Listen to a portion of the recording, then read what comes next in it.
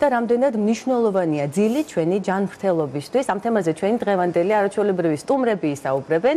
ნათია ოკუჯავა, ეპილეფსიისა და ძილის დარღვევების საერთაშორისო ცენტრის ხელმძღვანელი, თბილისის სახელმწიფო სამედიცინო უნივერსიტეტის პროფესორი და პროფესორი ფსიქიატრი გუგა სიხარულიძე არიან დღეს ჩვენი გადაცემის სტუმრები. დიდი მადლობა, რომ ხართ დღეს ჩვენთან ერთად.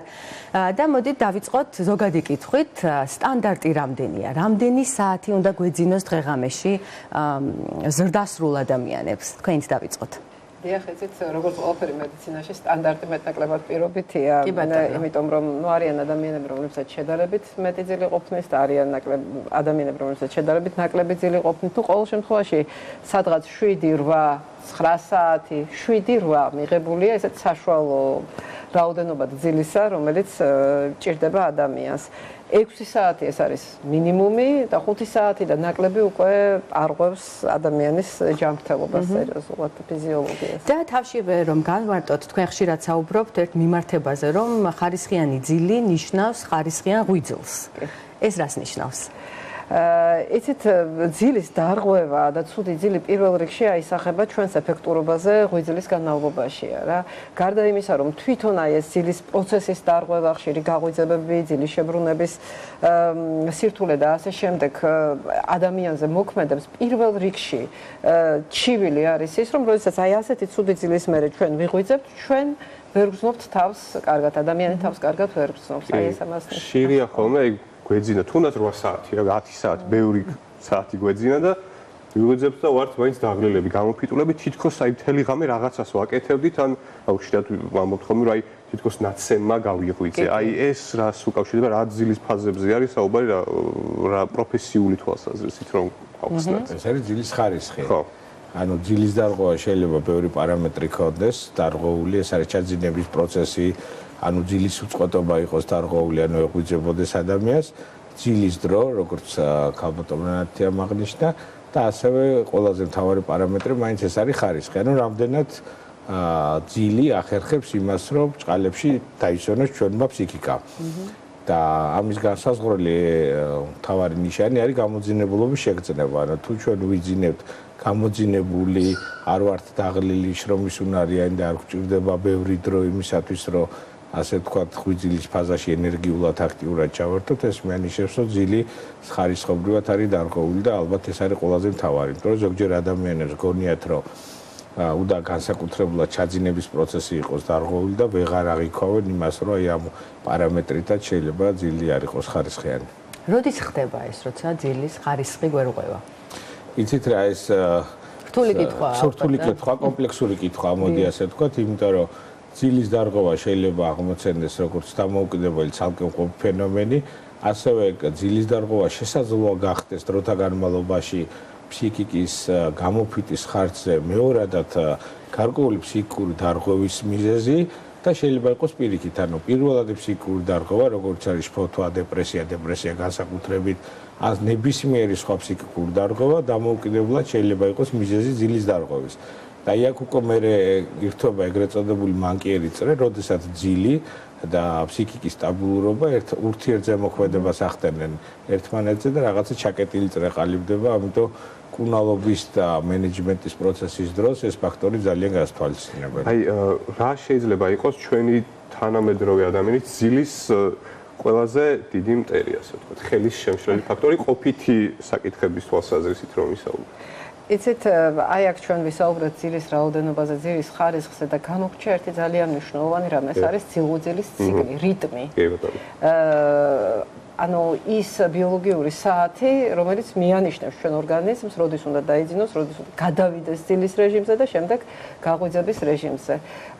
და სწორედ აი თანამედროვე თქვენ თქვით ფაქტორები და მათ შორის აი სოციალური ქსელები, LED ეკრანები, აი ეს ყველაფერი ძალიან უწყობს ხელს იმას, რომ აი ჩვენ ავრიოთ ჩვენი ძილღვიძლის ციკლი, რასაც შემდეგ უკვე მოყვება აი ბევრი ისჩივილი, რაზედაც აი გუგამაც ისაუბრა, ჩვენც უკვე ვისაუბრეთ, როგორიც არის ხშირი გაღვიძებები, ჩაძინების სირთულე და ასე შემდეგ, მაგრამ ბიძგი ამას შეიძლება მიცეს აი ზუსტად აი ამ ჩვენი ციკლის არევა. როგორ უნდა გამოვასწოროთ აი ეს ძილის ქცევა, ასე ვთქვათ, ძილის ჰიგიენა, მე მგონი ეს არის უფრო სწორი ფორმა.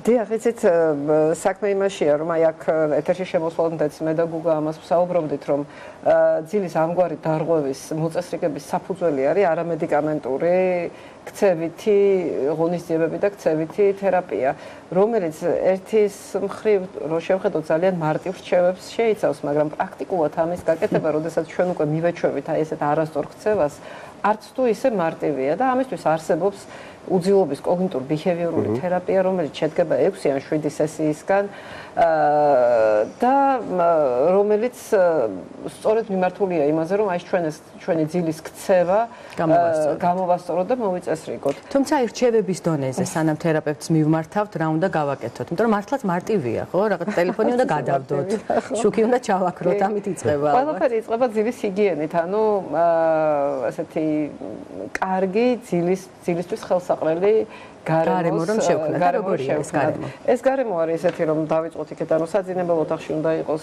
მაქსიმალურად სიმშვიდე, ნაკლები ხმაური, არ შემოდიოდეს განათება, საწოლი უნდა იყოს მოსახერხებელი, უნდა იყოს, კარგად უნდა ნიავდებოდეს. ელექტრონული მოწყობილობები უნდა გავიტანოთ ჩვენი საძინებლიდან და უნდა გვახსოვდეს, რომ საძინებელი არის მხოლოდ დასაძინებლად და მუშაობისთვის, ჭამისთვის და როგორც შემდეგ არა კინოდარბაზით კი. აი, საკუთარი გამოცდილებიდან მინდა ხო ვისაუბრო, ხშირად არის ხოლმე რომ ძალიან დაღლილი ვარ, მგონია რომ დავწვევი ახლა დავიძინებ და დავიძინე, კაი დავუშვით რამდენიმე საათი და მე ღვიძება ერთსა და იმავე დროს ღამით დილის 5 საათისკენ, შეიძლება 4 საათისკენ და მე ხელახლა შებრუნება ურთულესი პროცესი და მე რო შეიბრუნებ, გაღვიძება არის რაღაცა წარმოუდგენელი ამბავი, რავი, გინდა საერთოდ არ გაიღვიძო და გონია რომ მიუშვა შუადღემდეც დაიძინებ. აი ეს რატო ხდება ეს ყველაფერი? ანუ ეს ნიშნავს რომ ძილი დარღვეულია, წყვეტილია ძილი, დარღვეული, ანუ წყვეტილი ძილი არასდროს არ არის სრულფასოვანი, რაც არ უნდა მალე მოახდინოთ ჩაძინება, ბუნებრივია ის წყვეტა უკვე იწევს იმ ნორმალური ფიზიოლოგიური პროცესის დარღვევას და ხდება მაგიტომ რომ არის ანუ ძილი ფიზიოლოგიურად არის დარღვეული და იმ შემთხვევაში, როდესაც ჩვენ პირველ ეტაპზე არ უნდა შევეცადოთ, რომ ძილის ჰიგიენით შევეცადოთ მის მოწესრიგებას, თუმცა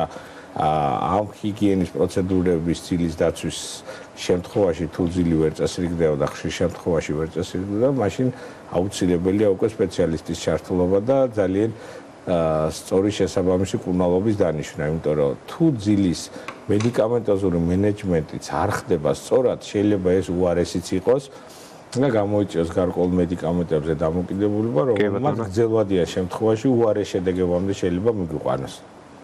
თვითნებურად კატეგორიულად არ უნდა დავიწყოთ საძილე საშუალების მიღება, ხო? ეს ერთი გზავნილი რომ იყოს დღეს ნათელი ჩვენი მაყურებლების. დღევანდელი მედიცინა გვეუბნება, რომ გარკვეულ მცირე დოზებში მელატონის გამოყენება შესაძლებელია, რომ ადამიანმა მოშინჯოს, თუმცა ესეც იმ შემთხვევაში თუ ძილის მკვეთრად არ არის დარღვეული, იმიტომ რომ იმ ერთი შეხედვით უსაფრთხო წამლასაც ჭირდება სწორი დოზირების განსაზღვრა. მარტო მედიკამენტი რამდენად უსაფრთხოა, ეს არაფერს არ ნიშნავს. თუ შედეგი ვერ მივიღეთ, იყოს უსაფრთხო, მაშინ შედეგს ვერ მივიღეთ და პრობლემა ისევ დარჩება. და თუ პრობლემა დარჩება დროთა განმავლობაში, როგორც ყველა დაავადება, ის მერე პროგრესს განიცდის და გარკვეულ პერიოდის მერე უფრო ძნელად მოსაგვარებელი გახდება. აი ჯანმრთელობის თვალსაზრისით რას ვაზიანებთ, როდესაც არასრულფასოვნად გვძინავს, იმიტომ რომ რამდენიმე ფაქტორს დავასახელებ, ახლა ხანდახან გონია ხოლმე რომ აი ღამე ცუდად გვეძინა, ან გავათენეთ და მეორე დღეს დღისი დავიძინებ და ამით გონია რომ აღვადგენთ ერთი ძილს და აი მე პირადად გონია ხოლმე ყოველი ღამე როცა ცუდად მძინავს, გონია რომ რაღაც სიცოცხლის წლები მაკლდება, იმიტომ რომ რაღაცას აღდგენას ვერ ახერხებს ორგანიზმი.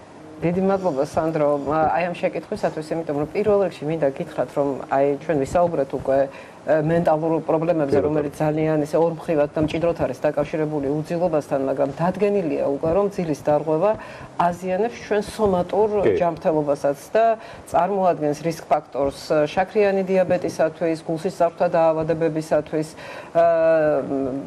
მეტაბოლური დარღვევებისათვის და წონაში მატებისათვის და ასე შემდეგ. ეხლა აი თქვენ ასევე ახსენეთ ისიც, რომ მინდა რომ დღისით გამოვიძინო, თუ ღამე ვარ გამოუძინებელი. აი ეს არის თითქოს.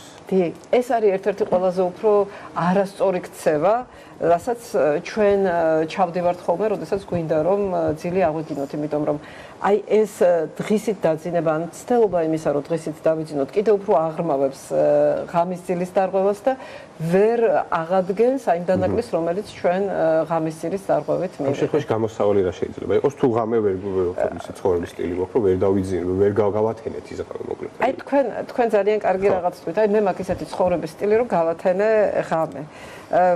თუ თქვენ გაქვთ ცხოვრების ისეთი სტილი, რომ ღამეს ათენებთ, მაშინ აი რა გავაკეთოთ? უნდა შევცვალოთ სტილი. ანუ უბრალოდ ვერ ვიცინებ ღამეს. ერთობლივ ინსომნიაც ხო არსებობს, კი დავიძინე, დავწეკით 11-ზე, მაგრამ ვერაფრით ვერ დავიძინე. დიახ. ასე დროს მეორე დღეს კიდე დღის მინდება მე ძილი. კი, ცხადია, რა თქმა უნდა, ეს ბუნებრივი ამბავია. პირველი არის ის, რომ აი აქ ჩვენ ისიც ვახსენებთ, რომ ადამიანები დიდ დროს ატარებენ საწოლში და დიდხანს რომ აი საწოლში გატარებული დიდი დროც არის ისეთივე მარკერი ცუდი ძილისა, როგორც ხანმოკლე ძილი. მეორე არის ის, რომ აი ყველაზე უფრო ასე ვთქვათ, უხეში, მაგრამ ეფექტური მეთოდი იმისა, რომ ჩვენ აღვიდგინოთ ღამის ძილი, არის ეგრეთ წოდებული ძილის რესტრიქცია. აი მაგალითად თქვენ უნდა ადგეთ დილის 7 საათზე და ისეთი ცხოვრების სტილი გაქვთ, რომ იძინებთ ხშირად წვევით ღამის 2 საათზე, მერე ვერ იძინებთ და ასე შემდეგ. თქვენ მაღვიძარას აყენებს დილის 7 საათზე, წვევით 2 საათზე და შემდეგ იღვიძებთ 7 საათზე და მომდევნო დღეებში საერთოდ არ იძინებთ. და სანამ ისევ არ მიხვალთ, ასე ვთქვათ, ღამის 2 საათამდე. ეს არ არის მარტივი პროცესი და ვერ გამოვა ისე რომ ერთ დღეს რო 2 საათზე დაწვეთ, წეკეთ წინა დღეს 11-ზე დაწვეთ და დაიძინოთ. თანდათანობით, სადღაც 2 კვირაში ერთხელ ნახევარი საათით თქვენ შეძლებთ რომ გადამოწიოთ თქვენი დაძინების დრო. აი ასე მუშაობს ეს ამბავი. გოგა, რამდენად ხშირად არის მომართვიანობა პაციენტების მხრიდან აი ძილთან დაკავშირებული პრობლემებით და რა თერაპიული მიდგომებია, კოგნიტურ-ბიჰევიორული თერაპია ვახსენეთ, რომელიც მართლაც ეფექტურია ძილთან მიმართებაში. ესეც ნაწილია რესტრიქცია ამ კოგნიტურ-ბიჰევიორული გასაგებია. რა, მოკლედ გამოსავალი რომ არსებობს, ორი აზრი არ არის. შეგუება რომ მე ცუდად მძინავს და დამთავრდა რა ვქნა ასეა, ესეც მიუღებელი უნდა იყოს და რა უნდა გავაკეთოთ მაშინ გითხარი. ან ჩემი სპეციალობიდან გამომდინარე, ძირითადად იზოლირებულად მარტო ძილის პრობლემის გამო ნაკლებად მომართავენ და ყოველთვის არის გარკვეული ფსიქიკური პრობლემები, ანუ უშფოთვა, დეპრესია და ასე გუნებგანწყობის სხვადასხვა დარღვევები და ამიტომ როდესაც ეს არის კომპლექსური პრობლემა, ამ შემთხვევაში მიდგომა არის კომპლექსური, იმიტომ რომ თუ არ ფსიქიკის ის ნაწილის თუ არ მოწეს რიგდა შფოთვა, გუნებგანწყობა არ დაალაგდა, მარტო იზოლირებულად კონტექსტთან ამოგლეჯილო ძილს ვერ უმკურნალებთ. ამიტომ მიდგომა არის ყოველთვის თუ ამ შემთხვევაში მედიკამენტურს გულისხმობთ ორივე ნაწილზე მიმართული, მაგრამ ასევე ძალიან მნიშვნელოვანია ძილის ჰიგიენა, რაც საუბრობ მე მაგალითად პირადად ეს ძილის ჰიგიენის თარგმნე და როგორც მინიმუმ პაციენტს იმას მაინც ყოველას ვატან, რომ გაეცნოს. მეორე არის გზამკვლევით არის? დიახ, გზამკვლევი არის, იქ არის რაღაც იმის სულად შესრულება ალბათ ძნელია, შეუძლებელია. თუმცა, როდესაც ადამიანი არის ინფორმირებული და სწორად ინფორმირებულია, ეს ინფორმირებულობა მას ხელს უწყობს იმაში, რომ უფრო უკეთესად მართოს. აი, ელემენტარული ავიღოთ, მაგალითად, საკვების მიღება გარკვეული პერიოდით ადრე არ დახდებოდეს ძილთან მიმართებაში და იქ საკვების სახეობებზეა კიდე საუბარი, რომელიც აი განსაკუთრებით ორგანიზმის გასტროენტეროლოგიურ ან შეკვჭლავლის სისტემას აქტიურებს, რომელიც ასევე ერთ-ერთი შემშელი ფაქტორია. შეიძლება მარტო ამ ფაქტორის მოწესრიგებამ ძილი ხარისხობრივად მნიშვნელოვნად აი მაგალითად ფიზიკური აქტივობა რამდენი საათით შესაძლებელია. რამდენი საათით ადრე უნდა ესეც ბარემ თქვა. ზოგადად ფიზიკური აქტივობა ძილის პროცესს ძალიან ეხმარება, მაგრამ აქ არ არის მარტო რამდენი საათით ადრე უნდა იყოს, რამდენად ძლიერია ეს ფიზიკური აქტივობა. ანუ გასეირნება, ვთქვათ, ნახევარი საათი ქუჩაში გარეთ ან თუნდაც ტრედმილზე, სავარჯიშო ბილიკზე, ამ შემთხვევაში მშრომელი ფიზიკური დატვირთვა პირიქით კარგია ძილის პროცესისთვის, მაგრამ ძლიერი ინტენსიური ვარჯიში იწვევს ფსიქიკის აგზნებას, ზოგადად გააქტიურებას. 3-4 საათით ადრე მაინც უნდა დავკავდეთ სერიოზული სპორტი. რომ მოასწროს მე ხელახლა დამშვიდება. ეს ერთი და კიდევ კვებასთან დაკავშირებით ჩვენმა წინა სტუმარმაც ისაუბრა, კიდევ ხომ არ გვეწყვეთ რაიმე. სწორ დროს დაძინება, აქ ალბათ ნათია თქვა რომ ანუ უნდა გაიღვიძო, ანუ პირველ რიგში გაღვიძების პროცესი უნდა ვარეგულიროთ, რომ ძილის პროცესი და იმიტომ რომ ჩვენ თუ ვიძინებთ ღამის 3 საათზე და ვიღვიძებთ პირველად 2 საათზე, შუადღეს შეუძლებელია რომ მეორე დღეს ისევ ნორმალურ დროს დავიძინოთ. ამიტომ ეს გარდამავალ პერიოდი შეიძლება ცოტა რთულია შესასრულებლად, მაგრამ ეს არის კიდე ერთ-ერთი მნიშვნელოვანი გზა, რომ ჩაძინების პროცესს ვარეგულიროთ. შეიძლება, დიახ. და დაწოვა. აი ეს ანუ საწოლში რამდენად ბევრ დროს ვატარებთ. ანუ თუ ადამიანს უნდა მოერიოს ძილი, ანუ ორგანიზმი, ფსიქიკა უნდა იყოს მზად ძილისთვის, როდესაც ჩვენ უნდა წავიდეთ და დავწვათ ჩვენ ქვიზელ მდგომარეობაში დავწვებით საწოლში და მოვინდობთ რომ ჩაგვეძინოს, ეს პროცესი კიდევ უფრო რთული იქნება და არასასიამოვნო. ნატა შეიძლება დავამატებ კიდევ ესეთ საქმე იმაშია რომ ძილის დარღვევის დიაგნოსტიკა არის საკმაოდ სერიოზული პროცესი. ჩვენ სხვადასხვა ვარიანტები ვთქვით. იმისათვის რომ ჩვენ გავერკვეთ იმაში, რატო ვერ ძინავს ადამიანს, კარგად არის ძალიან ესეთი ძილის დღიურები, კლინიკური შეფასება ადამიანისა, რომ ჩვენ გავერკვეთ, რა უწყობს ხელს აი ამ ცუდ ძილს. არის ეს უბრალოდ რეჟიმის არევა, თუ არის გარკვეული მენტალური პრობლემები, თუ ეს არის ქრონიკული ტკივილი, ან გულის უკმარისობა, ან თუ გინდა აი რაღაცა ესეთი კვების თუ დატვირთვის რეჟიმის დარღვევა და ასე შემდეგ. თუ ჩვენ რაღაც იდენტიფიცირება ამ პრობლემის არ გავაკეთეთ, მაშინ ძალიან რთული იქნება შემდეგ ამის მართვაც, მაგრამ ერთიც უნდა ვიცოდეთ, აი რა შეიცვალო მიდგომაში ადრე ეს უძილობა და ძილის დარღვევა წარმოადგენდა ასე ვთქვათ ფსიქიკური დაავადებების ნაწილს ფაქტიურად, მაგრამ იმის მერე რაც დადგინდა, რომ ჩვენ შეიძლება წარმატებით ასე ვთქვათ ვმართოთ, დეპრესია იქნება თუ შფოთვა იქნება, მაგრამ აი ეს ძილის დარღვევა პარალელურად რჩება და ეს ერთად ასე ვთქვათ მექანიკურად ეს პროცესი არ აღმოიფრება, უკვე რაღაც ცოტა სხვანაირად შეხედეს ამ ამბავს და ამიტომ არის რომ გუგაც აი ესე პარალელურად ორივე პრობლემას მართავს ხოლმე თავის პაციენტებთან. სანამ ძალიან გაღრმავდება. მართავთ კიდე, იმიტომ რომ ჩემს და ნათიას შორის ძალიან მჭიდრო თანამშრომლობაა და ძალიან ხშირად მიმართავ ხოლმე ნათიას და ნათიას პირიქით, რომ აი ზუსტად ანუ ეს არის პაციენტის ინტერესიდან გამომდინარე, იმიტომ რომ კომპლექსური მუშაობის მულტიპროფილური მიდგომის შემთხვევაში სრულფასოვანი დიაგნოსტიკა პირველ ეტაპზე რა ძალიან მნიშვნელოვანია, საშუალებას გვაძლევს რომ კურნალობის პროცესის გაცილებით უფრო ღრმად და შედეგიანად წარმართოთ. სანამ ეს მულტიფუნქციურად შეფასდება პაციენტი მანამდე რომ ასე ვთქვათ რაღაცა გზა მოვნახოთ, რა შეიძლება თავად ვიპოვოთ, სანამ გართულებულ ფორმებს მიიღებს ცხადია ჩვენი უძილობა. შეიძლება რომ ჩვენ თავად ვიფიქროთ, ვიმუშაოთ, მოусმინოთ საკუთარ ორგანიზმს და მივაგნოთ იმას, რა გვამშვიდებს და რა საბოლოო ჯამში გვაძინებს. იქნება მუსიკის მოსმენა, მშვიდის, სეირნობა თუნდაც. აი კიდევ რა შეიძლება ესეთი მარტივი ხერხები, რა თუნდაც დღეს საღამოსვე უკვე სცადონ ჩვენმა მაყურებლებმა კითხვა. მხოლოდ არა ელექტრონული მოწყობილობიდან, ხო? წიგნის ხელში დაჭერა და კითხვა. კიდევ თუ არის ჰიპნოზის ეფექტი აქვს მონოტონურად რაღაცას კითხულობთ, რომელიც ანუ უწყობს ხელს, მაგრამ არა ერთ ფურცელს ვერ სკროლვა სოციალური ქსელები, სადაც ის LED ეკრანი, რაზეც ვისაუბრეთ, პირიქით ხელს უშლის ჩაძინების პროცესს. შენ შემთხვევაში ეს მაინც ინდივიდუალურად საპოვნელი ისე ხო, იმიტომ რომ მე მაგალითად კითხვას არ მშველის, იმიტომ რომ მე რასაც ვკითხულობ, მე იმაზე ვფიქრობ ძილში და ეგეც მიყვარს ძილის პრობლემას, ასევე რაღაცა ფილმის სერიალს ვყურებ, მე იქ ვარ ხოლმე და რაღაც თავის ეს მოსაწყენი წიგნი უნდა იკითხო. არა დეტექტიური ჟანრის. იცით რა მაინტერესებს კიდევ, ჩვენ ხშირად გვიყვარს საუბარი თანამედროვე ადამიანებს, რომ აი თანამედროვეობა მოიტანა, გაჯეტებმა მოიტანა, მართლაც მოიტანა თანამედროვე აჩქარებულმა ცხოვრებამ უძილობის პრობლემა, თუ უძილობა ეს არის უბრალოდ ის, რასაც ადამიანები ყოველთვის ებრძოდნენ. არა, უძილობა ყოველთვის არსებობდა, ცხადია, მაგრამ ჩვენ სინამდვილე უწყობს ხელს იმას, რომ აი ეს სიხუძირის ციკლი დაირღვეს. თუ გინდა დისტანციური მუშაობა, თუ გინდა არარეგულირებული ესეთი სამუშაო საათები და აი რაც კოვიდის დროს ძალიან ესეთი იმპლემენტაცია მოხდა ამის არა, ეს ერთი მხრიდან თავისუფლებას გვაძლევს, მაგრამ მეორე მხრივ ძალიან მარტივად არღვევს ჩვენ ძილღუძილს, არა, ხომ არ გასაგებია. ფიქრობ ეგ მიზეზიც არის და შედეგიც, ანუ შეიძლება ჩვენ ეს გაჯეტები იმიტომ მოვიხმარ, გაჯეტი რო უშლის ჩაძინების პროცესს ამას ალტერნატივა არ აქვს ამ მოსაზრებას, მაგრამ ძალიან ხშირად გვიანობამდე იმიტომ ვიყენებ ამ გაჯეტს, რომ ჩაძინება გვიჭირს და არ ვიცით რა გავაკეთოთ. ესეც ჯაჭვურია, როგორც ბევრი სხვა რამ. ძალიან დიდი მადლობა. ესე იგი, მთავარია რომ მოვიწესრიგოთ კვების ძილღვიძილის ჰიგიენა და მოусმინოთ საკუთარ თავს და მივმართოთ სპეციალისტებს, როცა საჭირო იქნება. ჩვენი საუბრის ბოლოს ერთი კითხვა მექნება დღევანდელ დღესთან დაკავშირებით. დღეს ეპილეფსიის საერთაშორისო დღეა, ცნობიერების ამაღლებას ემსახურება დღევანდელი დღე და რა არის ის მთავარი გზავნილი ამ დაავადებასთან დაკავშირებით?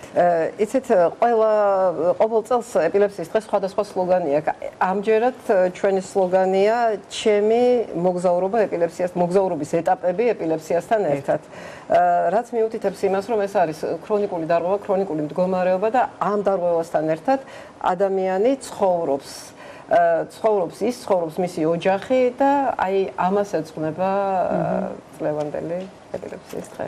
გებია, ძალიან დიდი მადლობა სტუმრობისთვის. ჩვენ გავიდით ახლა რეკლამაზე და რეკლამის შემდეგ დავუბრუნდებით. ვაუ, ძალიან საინტერესო თემით დაგვეუბნებით. მადლობა თქვენ.